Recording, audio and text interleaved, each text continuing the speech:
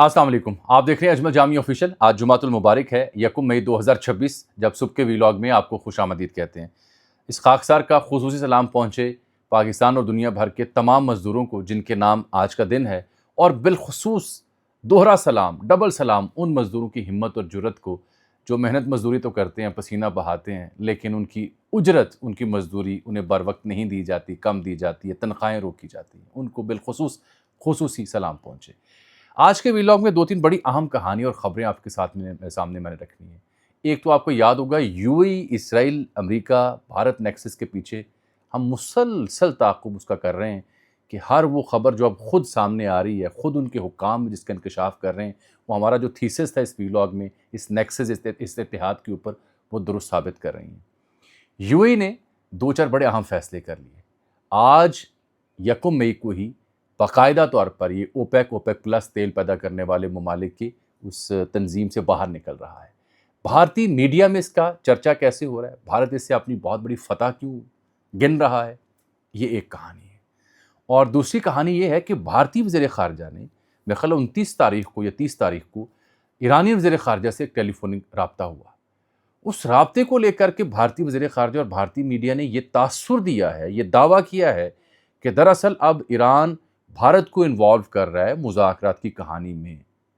یہ کال کیوں کی گئی تھی، وچلی گل کی ہے یہ سچ، یہ دریافت کرنے کی کوشش کریں گے، کیونکہ یہ بھارت نے اچانک ایک کروٹ لی ہے، انگڑائی لی ہے اس صورتحال میں۔ اور تیسری کہانی ہے اسلام آباد سے، اور وہ کہانی یہ ہے کہ رات گئے شاہراہ دستور پر واقعہ ایک بہت ہی اہم، بڑی ہی بلند اور اہم ترین لوگوں کی رہنے والی جگہ، رہائش گاہ، اس کو خالی کروانے کے احکامات آئے، سینکڑوں پولیس والے وہاں پہنچے۔ یہ بڑی دلچسپ واردات ہے۔ اور پھر ایران امریکہ تنازع کے اوپر تو ہماری نظر مسلسل ہے ہی۔ وہاں اب ٹرمپ کہہ رہا ہے کہ جو ورلڈ کپ ہونے جا رہا ہے فیفا کا، امریکہ میں ہونا ہے، 2 دیگر ممالک میں، تفصیل بیان کرتا ہوں، ایرانین ٹیم آ کے کھیلے۔ فیفا کے صدر نے بھی کہا کہ وہ آ کے کھیلے۔ ایران کھیلنے جائے گا یا نہیں؟ کیا ایران اور امریکہ کا مقابلہ ہوگا یا نہیں؟ لیکن اس سب سے پہلے 60 دن پورے ہو رہے ہیں، اور ان 60 دنوں کے بعد کانگریس سے اپروول لینی ہے ٹرمپ نے۔ تو وہ اپروول ملے نہ بھی تو پیٹ ہیگزے دعویٰ کر رہا ہے کہ ہمارے پاس اور کارڈز ہیں، اگر جنگ کرنا ہوگی تو پنگا ہم ضرور لے لیں گے۔ مسئلہ در حقیقت اب یہاں پہ یہ ہے کہ اس بیچ میں جو پچھلے 12 سے 18 گھنٹوں میں ماحول بنا کے میزائل پہنچ گئے، بحری بیڑا کو واپس بلا لیا، باقی قریب کر دیے، اس میں اہم ڈیولپمنٹ یہ کہ رات گئے تہران میں کچھ ڈرونز دکھائی دیے، جس کے بعد وہاں پہ جو ڈیفنس سسٹم ہے، سائرن ہے، وہ بجائے گئے ہیں۔ کئی صحافی نے اس کی تصدیق کی، بالخصوص جان حسین نے اس کی تصدیق کی، جو تہران میں پائے جاتے ہیں۔ لیکن میں ان معاملات پہ آنے سے پہلے یو اے کی کہانی دیکھیے۔ 17 سے 18 لاکھ پاکستانی جو محنت کش ہیں، جو اسکل سیٹ رکھنے والے ہیں، اسپیشلسٹ ہیں، مختلف شعبہ جات کے، وہاں کام کرتے ہیں۔ اور کل شام بھی میں نے عرض کیا تھا کہ اتحاد ایئر لائن سے وابستہ کچھ لوگ جو کئی دہائیوں سے کام کر رہے تھے، ان کو کہا گیا فوراً رخصت ہو جائیں یہاں سے، نہ کسی کا مسلک پوچھا جا رہا ہے، بس پاکستانی پاسپورٹ ہے، نکالا جا رہا ہے۔ اب اس کے بعد تازہ کام یو اے نے یہ کیا ہے، جو ہم اپنے ویلاگ میں بھارتی، یو اے ای اور اسرائیلی انڈرسٹینڈنگ کے اوپر معلومات کی بنیاد پہ تجزیہ آپ کی خدمت پیش کر رہے تھے، اب وہ خود انہی ممالک کے حکام تازہ واقعات کی روشنی میں انکشاف کر رہے ہیں، خود اس کی تصدیق کر رہے ہیں۔ اب انہوں نے کیا کیا ہے کہ یو اے ای نے بین کر دیا ہے تمام اپنے شہریوں کو، ان کے اوپر پابندی لگا دی ہے کہ وہ ایران، لبنان اور عراق کا سفر بالکل نہیں کر سکتے، مکمل پابندی لگا دی ہے۔ رات گئے کو 1-1:30 بجے ان کی وزارت خارجہ نے بالخصوص یہ اعلامیہ جاری کیا اور کہا کہ جو ہمارے شہری ان ممالک میں موجود ہیں وہ فوراً واپس نکل آئیں۔ اب مجھے خدشہ ہے وہ 17-18 لاکھ پاکستانیوں کا کہ ان کے ساتھ کیا ہوگا، کیونکہ وہاں پہ اکثریت بھارتی نژاد کمپنیز کی ہے، چاہے فارمیسی کے معاملات ہوں، اسکول ایجوکیشن کے معاملات ہوں، آئی ٹی سیکٹر کا معاملات ہوں، ان کی اکثریت زیادہ ہے۔ اب دوسرا پہلو جو اس میں آتا ہے، میں نے آپ سے عرض کی تھی کہ ان کا ایک دفاعی معاہدہ، اسٹریٹجک معاہدہ اسرائیل کے ساتھ ہوا پڑا ہے، اور ثبوت یہ تھا کہ آئرن ڈوم ٹیکنالوجی جو ہے وہ وہاں منتقل کر دی گئی۔ وہ جو کل شام کا میرا ویلاگ تھا اس میں ڈیٹیل تھی، لیکن اب میں صبح سویرے آپ سے مخاطب ہوں تو فائنینشیل ٹائم نے ایک اور بڑی خبر بریک کر دی۔ وہ خبر یہ ہے کہ ساری جنگ اور تنازع کے بیچ جب یو اے ای کی بس ہو گئی کیونکہ شاہد نامی ڈرون اور بیلسٹک میزائل جو تھے ایران نے انہوں نے یو اے کا بیڑا غرق کر دیا تھا. سب سے زیادہ ٹارگٹ یو اے کو کیا گیا کیونکہ انہی کی بیسز استعمال ہو رہی تھی ایران کے خلاف. تو اس نے خبر بریک کی ہے کہ آئرن ڈوم کے بعد ایک اسرائیلی ٹیکنالوجی جس کا نام ہے اسپیکٹرو، یہ لیزر سسٹم ہے. تو یہ جو لائٹ ویٹ سرویلنس سسٹم اسے کہا گیا اسپیکٹرو کو، یہ یو اے ہنگامی طور پر پہنچایا گیا تاکہ وہ ڈیٹیکٹ کر سکے ان کمنگ ڈرونز کو، اسپیشلی شاہد ڈرون جو ایران کی اسٹرینتھ ہے، اور یہ 20 کلومیٹر دور سے اس کو ڈیٹیکٹ کر سکتا ہے. ایئر ڈیفنس سسٹم چالو کریں گے تو ظاہری بات ہے قیمتی میزائل ضائع ہوں گے ایک سستے ڈرون کے اوپر. تو یہ اس کو ڈیٹیکٹ کرنے کے لیے تاکہ جو زمین پر موجود چھوٹے ہتھیار ہیں ان کے ذریعے اسے گرایا جا سکے، یہ ٹیکنالوجی اسرائیل نے دی یو اے کو. یہ تعاون کی دوسری قسط ہے جو اب کھل کے سامنے آئی. اور اس سے پہلے آپ سے عرض کی تھی کہ ان کے بیچ ایک معاہدہ تھا، میرا خیال ہے سیسپا اس کا نام تھا، جس کے تحت ان دونوں نے آپس میں تعاون کرنا تھا. ٹرمپ بھی کہتا ہے، مخاطب تھا اوول آفس میں، بڑی اس نے عجیب و غریب گفتگو کی. وہ کہتا ہے کہ یہاں پہ مڈل ایسٹ سے ایک ایسا ملک ہے جو ہمارے ساتھ ہے. اس نے مجھے کال کر کے کہا کہ یہ ایرانی نے جو حال ہمارا کر دیا اس کے بعد انہیں مزید مت ماریں، ان کے اوپر حملہ نہ کریں. مجھے نہیں معلوم اس کا اشارہ کس ملک کی جانب تھا. بہرکیف اس میں یہ جو اوپیک پلس سے نکلنے والی کہانی ہے نا، وہ بھی میں ذرا سمیٹوں آپ کے سامنے. یہ محض اپنا تیل آبنہ حرمت سے بچانے کے لیے جو انہوں نے ایک فجیرہ اور حبشان روٹ اپنایا ہے، جو باہر جا کے نکلے گا فجیرہ پہ، وہاں پہ آبنہ حرمت کی حد ختم ہو جاتی ہے. ان کا پلان یہ تھا، اس پہ 4-5 ارب ڈالر لگے ہیں پچھلے 3-4 سالوں میں، اس میں بھی اسرائیلی ہاتھ ہے. اور اس پائپ لائن کو استعمال کر کے اس روٹ کو حاصل کرنا صرف ایک مقصد نہیں ہے، بلکہ رات گئے میں نے 3-4 بڑے موقر اخباروں کا مطالعہ کیا. وہ بتا رہے تھے یہ جو ایم بی اے صاحب ہیں، سعودی عرب سے براہ راست مخاصمت ہے، پاکستان سے براہ راست مخاصمت ہے. پاکستان کے اوپر دباؤ تھا کہ وہ مذاکراتی عمل کا حصہ نہ بنے، ایران کا قلع کما ہونے دے، امن کی کوشش نہ کرے. سعودی عرب کے ساتھ جو مخاصمت تھی وہ کھل کے سامنے آ گئی. اور یہاں پہ جو ان کا اتحاد تھا ایران اس کے ساتھ، اسرائیل بھارت کے ساتھ، اس کے شاخسانے بھی اب بنا لگی لپٹی کے آپ کے سامنے ہیں. اس سلسلے میں انڈین میڈیا کو جب میں نے دیکھا، انڈین میڈیا نے جو ویلاگ کیے، جو سرخیاں کی، وہ بھی آپ کو بتانے سے تعلق رکھتی ہیں. وہ یہ دعویٰ کر رہے ہیں کہ بھائی صاحب انڈیا ونز بگ، انڈیا نے بہت بڑی فتح حاصل کر لی ہے، سعودی عرب اور پاکستان سے دور کر لیا یو اے کو اور اپنے روٹس بنا لیے وہاں پہ. یہ دعویٰ وہاں کیا جا رہا ہے، وہاں پہ تو شادیاں بجائے جا رہے ہیں. اسی کو دیکھتے ہوئے میں نے دیکھا کہ جو بھارتی ایکسٹرنل افیئر کے منسٹر ہیں جے شنکر، انہوں نے یہ دعویٰ کیا، جی مجھے کال آئی ہے اور عباس عراقچی صاحب کی کال آئی ہے، اور اس کال میں انہوں نے مجھے انگیج کیا ہے اور مجھے خطے کی صورتحال کے بارے میں بریف کیا ہے، اور ساتھ یہ کہا ہے کہ ہمیں مسلسل ایک دوسرے کے ساتھ رابطے میں رہنا ہے، اور ہم اس صورتحال پر نظر رکھے ہوئے ہیں جو ڈیولپمنٹ ہو رہی ہے مذاکرات کے سلسلے میں. تاثر یہ دینے کی کوشش کی کہ ایران اب پاکستان کی بجائے متبادل جو اہم ممالک ہیں ان کو انگیج کر رہا ہے مذاکراتی عمل میں. یہ سراسر غلط خبر تھی، پروپیگنڈا تھا. ایرانین سرکاری میڈیا میں کال کا ذکر تو ہے لیکن ایسے دعوے کی تردید کی جا رہی ہے. وجہ کیا بنی ہے؟ اصل میں کہانی بتاتا ہوں. وجہ یہ بنی ہے کہ یوریا وہاں پاکستان کا تو خیر ہماری عوام کا تو بیڑا غرق کر دیا نا. پیٹرول بھی رات کو مہنگا ہو گیا، ڈیزل بھی مہنگا ہو گیا، 400 قریب کہانی جا چکی ہے. ہوا یہ کہ وہاں پہ انڈیا میں یوریا بھی دگنا مہنگا ہو چکا ہے، وہاں پہ گراوٹ ہے روپے میں بھی، ہمارا تو ان سے برا حال ہے. ایئر لائن جو سروسز ہیں وہ بند ہونے قریب ہیں جیٹ فیول کی وجہ سے، اور پھر گیس بھی نایاب ہو چکی ہے.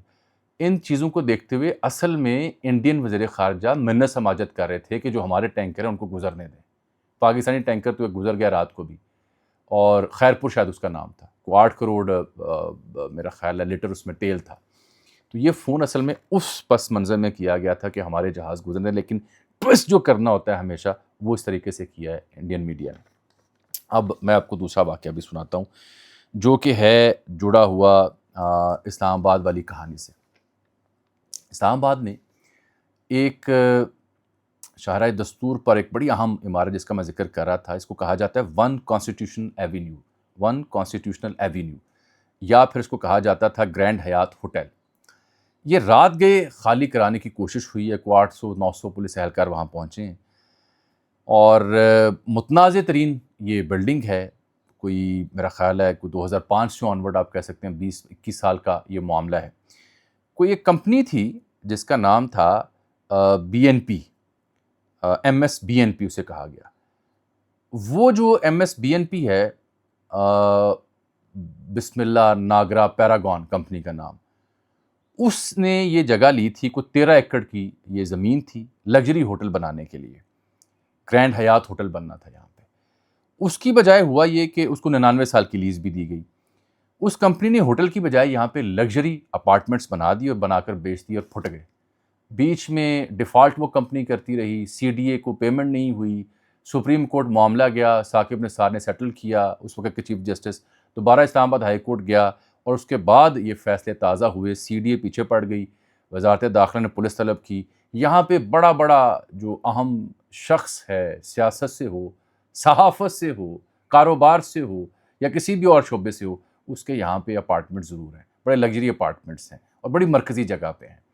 ہمیں بھی بحیثیت صحافی مختلف ضیافتوں میں، عشائیوں میں جانے کا اتفاق ہوا، دیکھ کے حیرانی ہوتی ہے کیا بات ہے. لیکن افسوس یہ ہے کہ جن لوگوں نے انویسٹمنٹ کی ہے ان کا کیا قصور ہے، چاہے وہ جو بھی رہوں، ان کا کیا قصور ہے، ان کے ساتھ یہ سب کچھ کیوں ہوا. تو اب جب انہیں کہا گیا 12 گھنٹوں کے اندر اسے خالی کر دیں، تو ایک افراتفری رات گئے پھیلی رہی کہ اشارہ دستور پر اہم عمارت خالی کروا لی گئی ہے. یہ کون سی عمارت ہے؟ کیونکہ اشارہ دستور کا جب بھی پاکستان میں ذکر آتا ہے تو کہ اہم عمارت کے اوپر پولیس اہلکار یا سرکاری اہلکار آ گئے تو ایک ہی ذہن میں ہمارے خیال آتا ہے. آپ سمجھ رہے ہیں کہ جناب PM ہاؤس ہوگا، کوئی اہم اعلان ہوگا، ایمرجنسی ہوگی. لیکن ایسی صورت ابھی تو نہیں، ابھی تو ٹچ بٹنا کی جوڑی والا جو ہے نا حساب تب دکھائی دے رہا ہے. لیکن اس کے اوپر وہاں پہ مقامی صحافی ثناء اللہ صاحب کو میں نے پڑھا، انہوں نے بڑی تفصیل اس کی رقم کر رکھی ہے. اربوں روپے کا نقصان ہوگا. ندیم افضل چند صاحب بھی کہہ رہے تھے کہ یار کیا فائدہ جن لوگوں کی یہاں پہ انویسٹمنٹ ہے، وہ بیچارے یہاں پہ ڈوب جائے گی ان کی انویسٹمنٹ، ان کا کیا قصور ہے اس سلسلے میں. اب میں بات کر لیتا ہوں ذرا جو ایک اور بھارتی چول پنے کی. اچھا، آج 1 مئی ہے تو مجھے یاد آیا آج ہی کے دن پچھلے برس جب بھارتی اگریشن پاکستان کے خلاف جاری تھا پہلگام کے بعد، اور جب بھارتی حملے ہوئے تھے، تو 1 مئی کو ہی اس فقیر کا ایکس ہینڈل، ٹویٹر ہینڈل، وہ بھارتی حکومت نے باقاعدہ درخواست کر کے کہ یہ بھارت دشمن ہے، بھارت کے خلاف مواد چھاپ رہا ہے، تو ہم بلاک کر دیے تھے. کئی صحافیوں کے اور بھی بلاک ہوئے تھے. تو اب ہوا یہ کہ بھارت میں جو ایران کے سفیر ہیں ڈاکٹر محمد فتح علی، انہوں نے وہاں پہ NDTV کا ایک رپورٹر تھا اور دیگر رپورٹر تھے، ان کو انٹرویو دے رہے تھے. تو اس کے پاس لکھے ہوئے سوال تھے جو ایڈیٹر نے بھیجے تھے، تو وہ پوچھ رہا تھا گلف ریجن کے حوالے سے. تو امبیسڈر نے کہا کیا؟ اس نے کہا گلف ریجن. اس نے کہا گلف نہیں، پرشین گلف کہو، پورا نام لو، خلیج فارس اسے ہم اردو میں کہتے ہیں. اس نے دوبارہ سے کہا کہ پرشین. اس نے کہا نہیں، پرشین نہیں، پرشین گلف کا نام لو. ڈاکٹر صاحب نے، ڈاکٹر محمد فتح علی خان صاحب نے اس کو 3-4 بار تصحیح کی اور پھر کہا کہ پرشین گلف نام یاد رکھنا دوبارہ تاکہ تمہیں بھولے نہ. یہ انہوں نے اس کی میٹھی میٹھی درگت بنائی اور جے شنکر کہتے ہیں کہ ہمیں مذاکراتی عمل کا حصہ بنانے کی کوشش کی ہے. ایران نے آن بورڈ لیا ہے اور میڈیا کہہ رہا ہے جی پاکستان سے تھک گئے. حالانکہ الجزیرہ پہ رات کے میں نے خبر دیکھی کچھ 1:15 بجے، انہوں نے کہا ایرانی حکام نے کہ پاکستان ہی ثالث رہے گا. اب جو ٹرمپ کے بدلتے مزاج ہیں، بدلتے تیور ہیں، اس میں ایک بڑی ڈیولپمنٹ یہ تھی جو میں نے کہا کہ ایرانی ٹیم فٹ بال ورلڈ کپ کھیلے گی. ایرانی ٹیم فٹ بال ورلڈ کپ کھیلے گی. صحافیوں سے بات کر رہا تھا، کہتا ہے جی کہ وہ اس لیے کہ مجھے فیفا کا جو پریزیڈنٹ ہے، میرا دوست ہے، اس نے مجھے کہا ہے کہ یہ بالکل کھیلے گی. اور جیانی اس کا نام ہے، جیانی انفینٹینو، اٹالین یا سوئس یہ فیفا کا جو صدر ہے. تو وہاں پہ کچھ لوگوں نے اس سے بات کی کہ فیفا نے یہ بات کہی ہے تو آپ کھیلنے دیں گے ایرانی ٹیم؟ کہتے ہیں آئی ایم اوکے. اور کہتے ہیں ایک رپورٹر نے پوچھا اگر ایران فٹ بال جیت گیا، میچ جیت گیا، تو پھر کہتا ہے پھر مجھے پریشانی ہوگی کہ کیوں جیتے ہیں. اور کہتا ہے مجھے نہیں پتا ان کی ٹیم کیسی ہے. اچھی ٹیم ہے، اگر اچھی ٹیم ہے تو کیسی ہو سکتی ہے اچھی ٹیم؟ میں وہاں رک گیا وہ جملے سننے کے بعد، اس لیے کہ یہ یاد دلانا ہے ٹرمپ صاحب کو اور امریکیوں کو کہ بھائی صاحب فرانس میں ورلڈ کپ ہوا تھا 1998 میں، ہم اسکول پڑھتے تھے، اچھی طرح یاد ہے، وہ ٹی وی پہ میچ دیکھا تھا ہم نے. تو ایران نے 2-1 سے وہ میچ جیتا تھا اور بڑی پوری عالم اسلام میں بڑی خوشی کی لہر دوڑ گئی تھی جب ایران نے امریکہ کو تب ہرایا تھا. 2022 میں جو قطر میں ہوا وہاں پہ البتہ امریکہ جیتنے میں کامیاب ہوا. جب پہلی بار اس ورلڈ کپ میں ایران اور امریکہ آمنے سامنے آئے تھے 1998 میں، تو سفید پھول پیش کیے تھے ایرانین کھلاڑیوں نے امریکیوں کو، جوائنٹ فوٹو سیشن بھی ہوا تھا. انہوں نے اپنی تہذیب کا مظاہرہ کیا، وہی تہذیب جس کو ٹرمپ مٹانے کی بات کرتا ہے. اور یہ ان کی تہذیب ہے کہ اچھا وہ اچھی ٹیم بھی ہو سکتے ہیں. مجھے بڑی حیرانی ہے. تو اب ابھی تک ایران نے فیصلہ تو نہیں کیا کیونکہ یہ 12 گروپ ہیں، اس میں ہر گروپ میں 4 ٹیمیں ہیں. آپ کو پتہ ہے اٹلی نے کوالیفائی نہیں کیا تھا تیسری بار، تو ٹرمپ نے پچھلے دنوں یہ بھی کہا تھا کہ ایران کی جگہ اٹلی بلا لیں. اب اگر وہ کہہ رہے ہیں ایران بلا لیں تو اس کا مطلب ہے کچھ اشاریے بہتر ہیں، لیکن اشاریے الٹے بھی ہیں، وہ بھی میں آگے جا کے بیان کرتا ہوں. ایران نے کوالیفائی کیا ہوا ورلڈ کپ کے لیے. ایران کے میچز ہیں 15 جون کو نیوزی لینڈ کے خلاف لاس اینجلس میں، اور پھر 21 جون کو بیلجیم کے خلاف لاس اینجلس میں، اور پھر 26 جون کو سیاٹل میں ہے بیلجیم کے خلاف. ان کا میچ ہے مصر کے خلاف. تو ایران کا اور امریکہ گروپ ایک نہیں ہے، البتہ آگے جا کے دونوں ٹیمیں کوالیفائی کرتے ہیں تو ٹاکرا ہو سکتا ہے. دعا کریں ایران فٹ بال ورلڈ کپ کھیلے اور اگلے راؤنڈ میں جا کے امریکہ سے مقابلہ اور ایران وہ میچ جیتے. چسپ پھر آئے گی، لطف تب آئے گا. جو میں نے کہا نا یہ اشاریے بدلتے رہتے ہیں، اس کی وجہ یہ ہے کہ ایک ہمارے یوٹیوب دیکھنے والے صارف ہیں عاصم شاہ صاحب، انہوں نے مجھے کمنٹ کیا ہوا کہ کراچی کونسلیٹ ابھی بھی بند ہے، ویزا سروس وہاں پہ. تو جو 18 مئی سے 26 جولائی تک کی ڈیٹس دی گئی تھیں وہ بھی کینسل کر دی گئی ہیں. اسی وجہ سے کی گئی ہوں گی. اس کا مطلب ابھی انسرٹنٹی پرویل کر رہی ہے. میں جانے سے پہلے آپ تمام دوستوں کا شکریہ ادا کروں گا، کیونکہ کل ہمارا جو یوٹیوب چینل ہے اس کے سبسکرائبرز کی تعداد 2 لاکھ سے زائد ہو گئی ہے. کوئی 1.5 سال 18 ماہ کا وقت لگا. شروع میں بہت کبھی کبھار ویلاگ کیے، ریگولر ہم ہوئے تھے انڈیا جنگ کے بعد. تو بڑی مہربانی، آپ نے پسند کیا. کوشش ہے کہ جو اہم ترین موضوعات ہیں اس کے اوپر آپ کی خدمت میں خبر بھی دی جائے اور پھر رائے بھی دی جائے. اجازت دیجیے گا. اللہ حافظ.